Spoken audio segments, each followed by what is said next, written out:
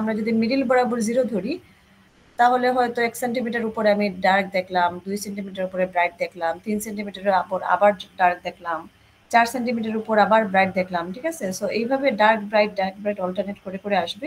So সেই যে ডিস্টেন্সটা ইয়া থেকে মানে 0, আমি যদি মিডল বরাবর 0 ধরি সেটা হচ্ছে তার vertical distance y। Small D হচ্ছে দুইটা স্লিটের মধ্যবর্তী দূরত্ব এবং ক্যাপিটাল ডি হচ্ছে স্লিট থেকে স্ক্রিনের দূরত্ব। এতটুকু পর্যন্ত তো সবাই আশা করি আমরা দেখছিলাম যে দুইটা ট্রায়াঙ্গেল আসলে মূলত একই ট্রায়াঙ্গেল। এটা একটা ছোট ভার্সনে বড় ভার্সনে আমরা দুইটাকে দেখাইছিলাম। সেখান থেকে সাইন থিটা এবং টেন থিটা সমান ধরে আমাকে দিছিল যে y d over capital D, ঠিক আছে? সো ওভারঅল এই হচ্ছে আমার পাথ ডিফারেন্সের সূত্র। ওকে, আজকে দেখবো আমরা জানি ইন্টারফিয়ারেন্স দুই ধরনের, তাই না? একটা হচ্ছে কনস্ট্রাকটিভ ইন্টারফিয়ারেন্স এবং একটা হচ্ছে ডিস্ট্রাকটিভ ইন্টারফিয়ারেন্স।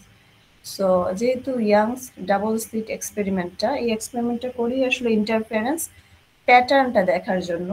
আদারওয়াইজ কিন্তু সব জায়গাতেই কিন্তু ইন্টারফিয়ারেন্স হয়। এই যে সাদা লাইট, হ্যাঁ, তোমরা সবাই সাদা লাইট রুমে জ্বালায় ক্লাস করতেছো। এই যে সাদা লাইট, আমরা জানি যে সাদা লাইটের কতগুলা ওয়েভলেংথ?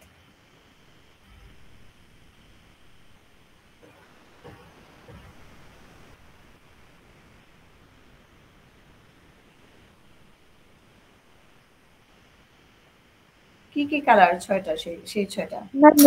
রেইনবোর সবগুলো কালারই তো থাকার কথা।